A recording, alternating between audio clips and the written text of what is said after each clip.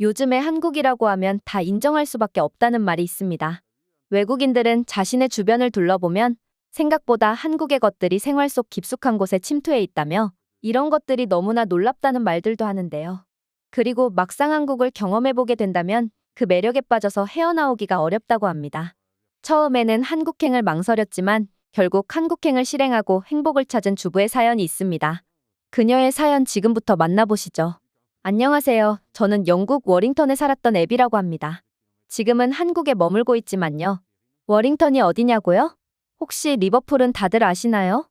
리버풀은 멋진 해안가 도시인데 리버풀에서 내륙 쪽으로 30분만 차를 타고 달려가면 나오는 작은 도시입니다. 그곳에서 자리를 잡고 있었습니다. 4살짜리 아이와 사랑하는 남편과 함께 보금자리를 마련했죠.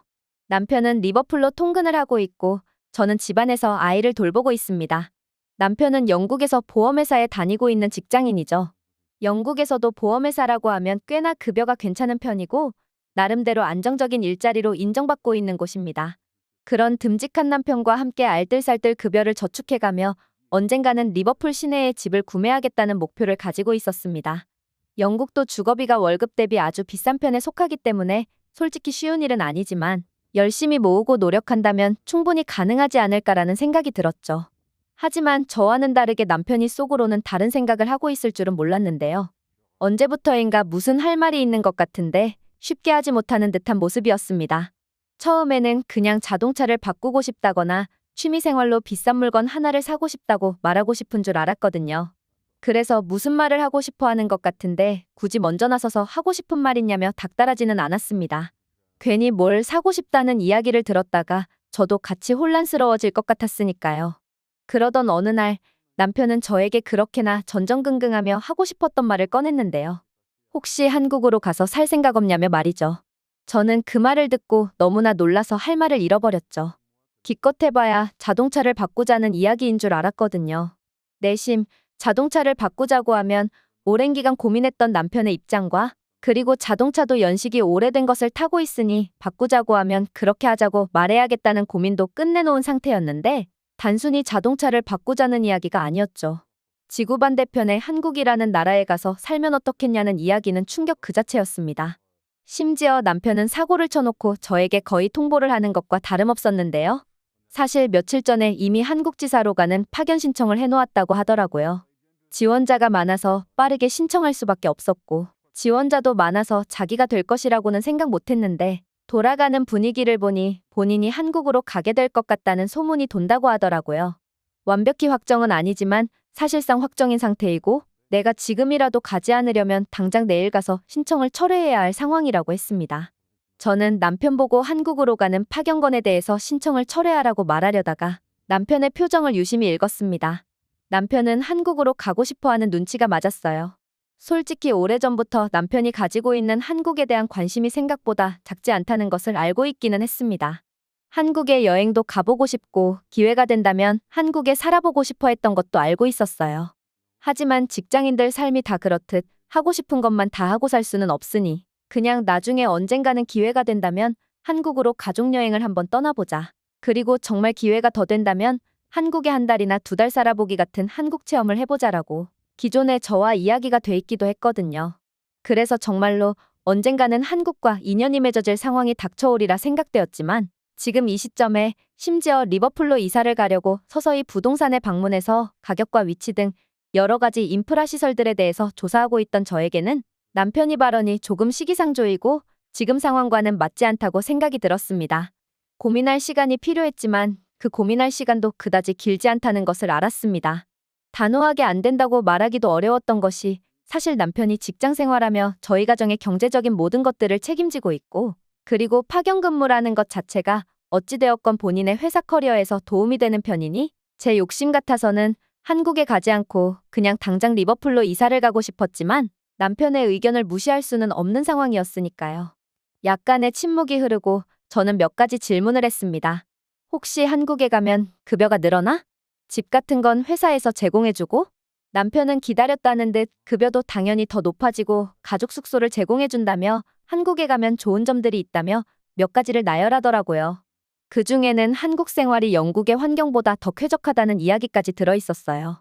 이미 한국에 파견을 다녀온 동료들이 말에 의하면 이건 고민할 게 없는 거라며 4살짜리 아이가 있는데 한국만큼 좋은 파견지는 없다는 이야기도 들었다며 신나서 말을 하더라고요. 저도 그래서 한국에 가는 걸 좋다고 말했습니다. 당장 리버풀에 집을 사는 것보다 한국에 다녀와서 천천히 구매를 해도 되는 것이고 이 정도로 남편이 한국에 대해서 잘 조사를 해왔을 줄은 몰랐거든요. 그리고 남편이 말에 설득력도 있었고요. 제가 오히려 복직을 하지 않고 휴직 중이라는 사실이 한국으로의 파견이 더 수월하다는 것도 너무나 딱 좋은 상황이었기에 저도 갑작스럽지만 그렇게 한국 생활에 대한 기대감이 차오르기 시작했습니다. 솔직히 요즘 한국이라고 하면 다들 인정하는 분위기인데요. 급격하게 늘어난 한식당을 포함해서 한국의 문화들이 영국 곳곳에 스며들고 있거든요. 리버풀에 집을 얻기 위해 부동산을 다니며 한 가지 재미난 사실도 알게 되었는데요. 최근 지어진 고급 평집에서는 한국식 난방 방식이 채택되어 있는 경우가 많고 때문에 실내에서 신발을 벗어야 되냐 말아야 되나 문제에서 오히려 부자들은 신발을 벗는 쪽을 택한다며 게다가 난방비가 절약되는 걸 떠나서 위생적인 것은 물론이고 집의 보온성이 훨씬 올라가고 상대적으로 공기가 건조해지지 않기 때문에 목감기 예방에도 훨씬 좋은 편이라는 등 한국 방식의 난방을 채택한 고급집들이 늘어났다는 사실은 놀랄만 했으니까요. 뿐만이겠나요. 저는 남편과 함께 리버풀 시내에 가서 이미 여러 차례 한식당을 방문해 본 적이 있고 저희 가족이 주로 가는 몇 안 되는 식당에 그 한국 음식을 판매하는 식당이 리스트에 올라가 있기도 하고요. 영양학적으로나 맛으로나 빠질 것이 없는 음식이었으니까요. 그리고 집안을 잘 둘러보면 한국제 가전제품들도 있죠. 사실 남편이 업무용으로 사용하는 핸드폰도 삼성 핸드폰이고요. 업무용으로 삼성 핸드폰만 한 게 없다며 시간이 핵심인 직장인들이 왜 아직도 아이폰을 사용하는지 이해가 안 된다는 말을 입에 달고 살던 남편이기도 했거든요. 이렇듯 차분하게 자신의 주변 환경을 둘러보면 어디에나 한국스러움이 묻어있고 한국이 생활 깊숙이 침투해 있다는 생각이 드실 거예요. 며칠 뒤 남편이 한국으로의 파견이 확정났다는 소식을 들었습니다. 6주 뒤 한국으로 떠나야 한다는 통지를 받았고 저희는 천천히 집을 정리하고 한국으로 갈 준비를 했습니다. 최소 2년 단위 파견이며 최대 8년까지 연장할 수 있는 파견 조건이었고 파견 수당이 별도로 붙어서 급여가 꽤나 늘어났으며 한국에서는 가족 주거 공간 제공, 통근용 자동차 제공, 자녀 교육비가 복지에 포함되어 있었습니다. 그리고 남편은 그 계약서에 서명을 했습니다. 이쯤 되니 약간의 우려와 잡념이 있었던 것도 완벽하게 사라졌어요. 저희 가족은 6주라는 시간 동안 한국으로 갈 준비를 했습니다. 생각보다 긴 시간은 아니었던 것 같아요. 그 안에 미리 짐을 챙겨서 한국으로 보내놓기도 했고요. 집도 정리해야 했고 가족 및 친척들에게도 인사를 해야 하는 시간이 필요하기도 했고요. 그렇게 한국으로 떠났습니다. 그렇게 한국에 도착한 저희는 매일 놀라움의 연속이었다고 말하고 싶은데요. 한국의 도시 형태는 영국과는 완전히 상이했습니다. 한국의 웅장함에 놀랄 수밖에 없었습니다. 우선 한국에서는 기본적으로 왕복 4차로 또는 왕복 8차로, 10차로의 도로들이 도시 곳곳에 들어와 있었는데요. 워링턴에서 리버풀로 향하는 M62 고속도로가 왕복 6차로인데 이런 사이즈의 도로가 한국에는 집 앞에 있다는 것 그리고 어디에서나 있다는 점은 놀랄 수밖에 없었죠. 그런 도심 규모 면에서 한국은 상당히 커다란 나라는 느낌이 들었어요. 상식적으로 영국의 국토 면적이 한국보다는 넓은 것으로 알고 있거든요. 정확히 자료를 찾아보니 잉글랜드 지역은 13만 제곱킬로미터로 한국 남한의 10만 제곱킬로미터로 조금 더 넓었으며 인구도 거의 비슷한 수준인데 한국이 훨씬 더 큰 나라라는 생각이 들었습니다. 완전히 상식을 뒤집어 엎는다는 느낌을 받았어요. 한국이 생각보다 더 커다란 나라 그리고 더 웅장한 나라라는 느낌을 받을 수밖에 없었습니다. 영국보다 한국이 더 땅을 효율적으로 쓴다는 느낌을 받았고요. 그리고 주거 형태에서도 많은 차이가 있었어요. 리버풀의 주택 구매를 위해 부동산을 통해서 다양한 집을 구경했었고 그때마다 제 눈에 좋아 보이는 집들은 저희 예산에서 초과되기 마련이었는데요. 그래서 몇 년 더 주택 구입을 미루어야 하나라는 생각도 들었던 것이 사실입니다. 하지만 한국에서 저희 가족 숙소로 제공된 한국의 아파트는 제가 리버풀에서 보던 그런 고급 주택들의 장점들을 모두 가지고 있었어요. 아니, 오히려 더 좋았다고 봐야 합니다. 지하 주차장이 있었으며 곧바로 집으로 올라갈 수 있는 고속 엘리베이터가 있다는 것은 너무나 놀라웠습니다. 게다가 20층이 넘는 아파트 건물에 저희 숙소는 8층이었는데요. 8층에서 지상을 내려다보는 것도 굉장히 놀라웠고 정말 시야가 확 트여서 너무 좋다는 생각이 들었습니다. 20층에 사는 사람은 얼마나 더 멋진 야경과 경치를 볼 수 있을지 생각해보니 한국이 정말 대단하다라는 생각이 들었습니다. 저희는 리버풀에서 주택 마련을 할 돈을 사용하지도 않고 한국에서 더 좋은 집에 살 수 있어서 좋았습니다. 게다가 리버풀의 고급 집들에 설치된 난방 방식은 한국식이라고 말씀드렸듯 한국에서는 당연히 이 아파트도 바닥 난방 방식을 채택하고 있었으며 저희 가족은 한국에 거주하면서 이 바닥 난방의 장점이 얼마나 큰 것인지 알게 되었습니다. 영국에서는 아이가 늘 히터 바람 때문에 건조한 공기를 힘들어했고 때문에 목감기에도 자주 걸렸는데 한국에서는 건조해서 목이 아픈 경우가 없었으며 집안은 어찌나 따뜻한지 영국에서는 감히 상상할 수 없는 옷차림으로 겨울을 보내기도 했습니다. 보온이 이렇게 잘 된다는 이야기는 여름에도 마찬가지라는 이야기로 직결됩니다. 에어컨을 가동시키면 당연히 쾌적한 공기가 집안을 머물고요. 창문을 열지 않는 이상 그 냉기는 오래 갔습니다. 1년 내내 쾌적한 온도를 유지할 수 있었고 이 정도 돼야 인간이 살아갈 수 있는 쾌적한 집이 아닐까라는 생각도 들었습니다.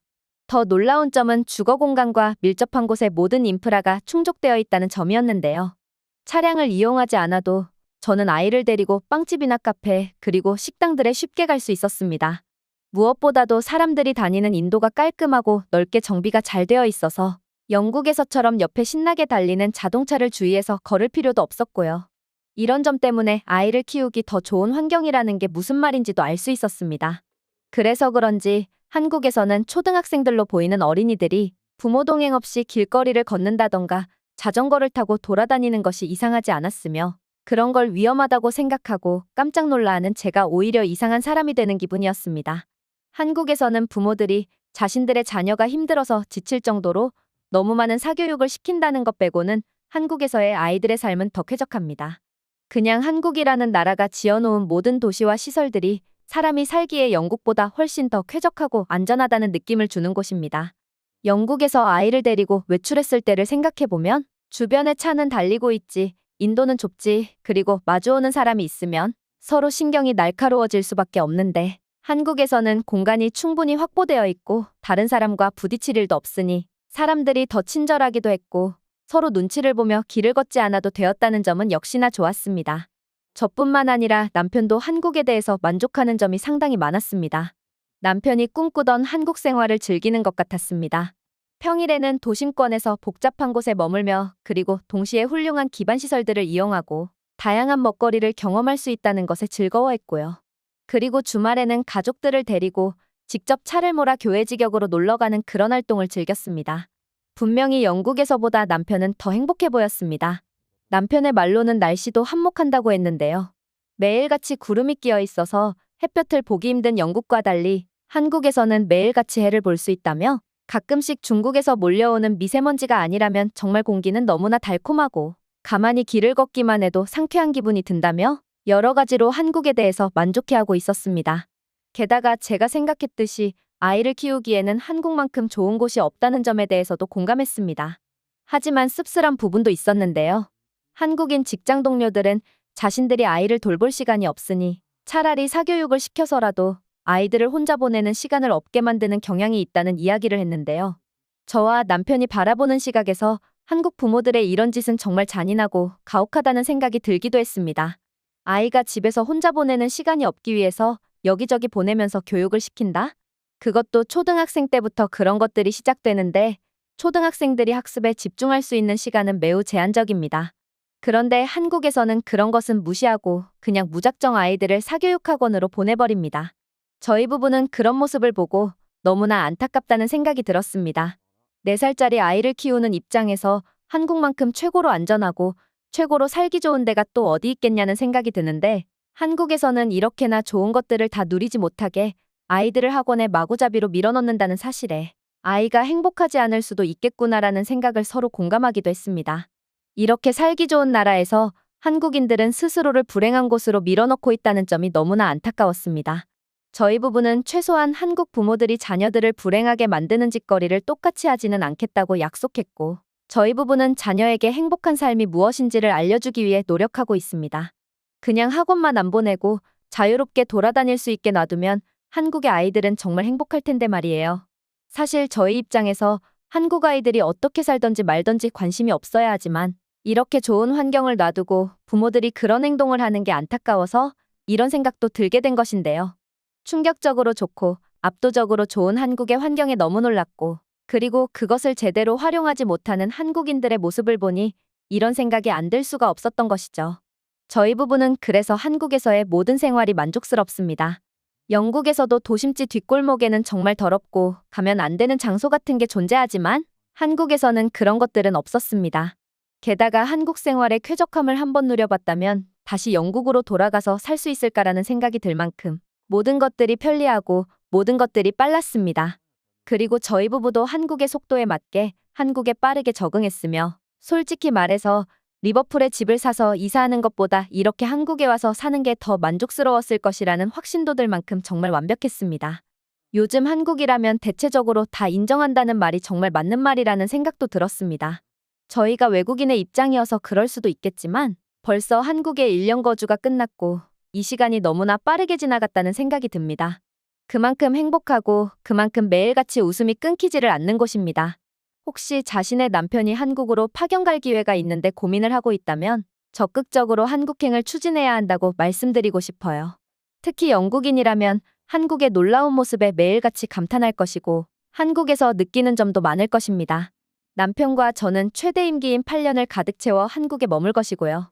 자녀도 이곳 한국의 학교에 보낼 생각입니다. 앞으로의 한국 생활이 기대가 되며 이렇게 한국에서 살 수 있는 기회를 얻은 것에 대해서 감사하다는 말씀을 하고 싶습니다. 저희 가족의 한국 생활기, 앞으로도 기회가 된다면 또 소개를 해드린다는 약속도 드리면서 오늘은 이만 글을 마치겠습니다. 제가 들려드릴 이야기는 여기까지입니다. 다음에도 좋은 영상으로 다시 찾아뵙겠습니다. 이상 돌고래TV였습니다. 감사합니다.